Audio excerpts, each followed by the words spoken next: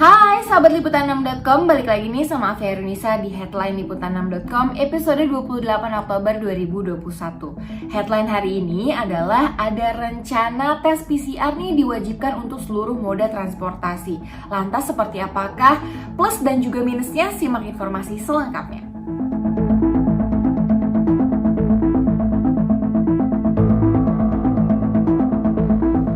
Menteri Koordinator Bidang Kemaritiman dan Investasi Luhut Binsar Panjaitan memberikan sinyal bahwa akan ada kewajiban tes PCR untuk seluruh moda transportasi.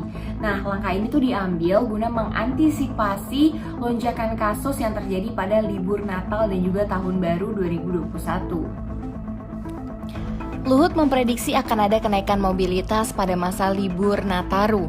Survei Balitbank Kemenhub menemukan sekitar 19,9 juta masyarakat di sekitar Jawa Bali akan bepergian, sedangkan Jabodetabek 4,45 juta jiwa saat momen Nataru.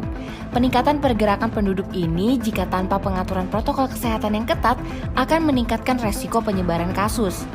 Dia mengingatkan, meskipun kasus COVID-19 di Indonesia saat ini sudah rendah, tapi belajar dari pengalaman negara lain tetap harus memperkuat 3T dan 3M.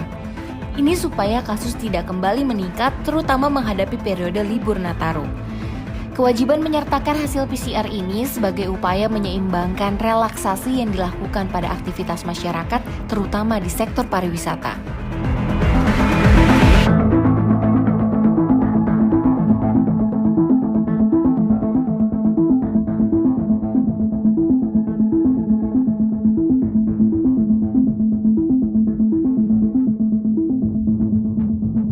Meskipun baru diutarakan pemerintah, tapi rencana kewajiban tes PCR di seluruh moda transportasi ini menuai penolakan.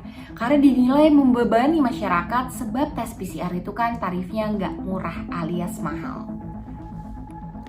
Bicara soal tarif PCR, pemerintah akhirnya mengambil keputusan.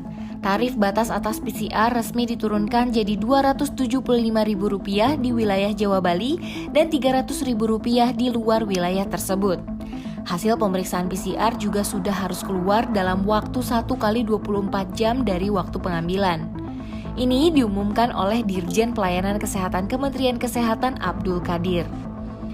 Anggota Komisi 9 DPR RI Saleh Partaunan Daulay menegaskan, menurunkan harga PCR tidak lantas menyelesaikan masalah, sebab biaya tes PCR tetap membebani rakyat, khususnya yang menggunakan pesawat.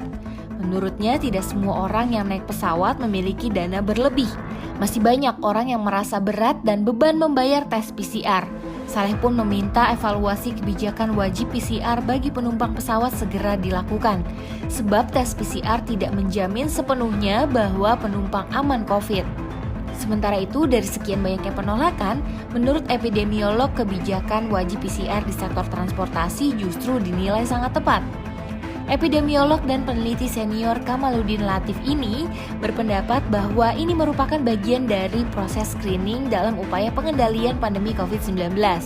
Kebijakan wajib tes PCR untuk penerbangan domestik di wilayah Jawa Bali dalam PPKM level 4-1 dan luar Bali dalam PPKM level 4-3 adalah keharusan dan dibutuhkan.